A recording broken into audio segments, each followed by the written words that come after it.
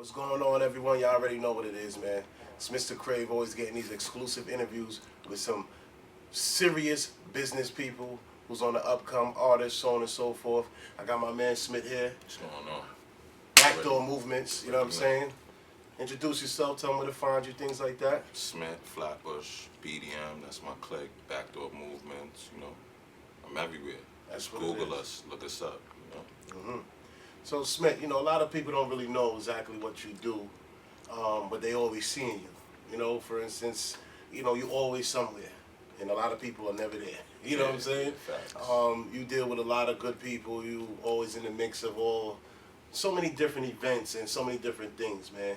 How did this come about? Like, what really got you into doing this? And, you know, explain that, and then we're going to get into the name, because I would like to understand what the name is really about, too. But, you know, what really gave you the passion to be involved in this and the access to meet these people, so on and so forth?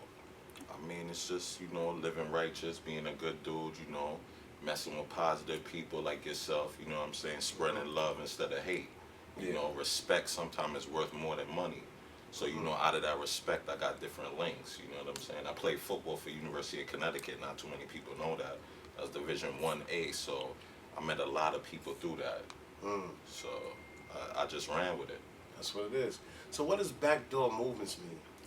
BackDoorMoVeMents was a name. I played football with a guy named Dion McPhee.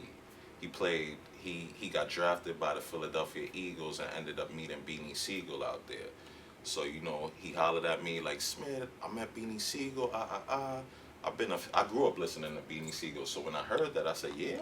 He said, yeah, come through, come to Philly, come link us up. So I went out there, you know, me having a business mind that I did, I said, Beans, me and Beans, we hit it off right away. I said, Beans, let's make some money, let's break up some bread.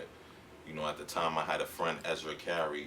He was doing different shows at the time, so I said, let's do something. I was good friends with Craig G. Shout out to Craig G in Connecticut, too.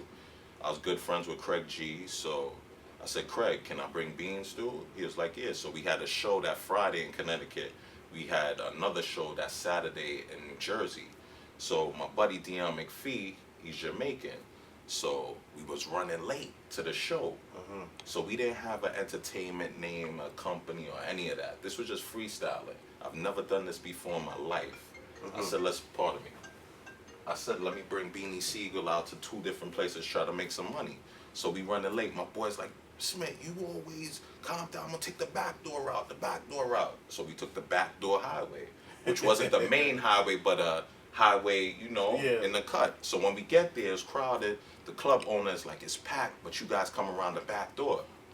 All right, no doubt. That was a sign right there. No doubt. That was the first day. The next day, we running late again. The same thing happened. He like, Smith, don't worry. We gonna take the back door.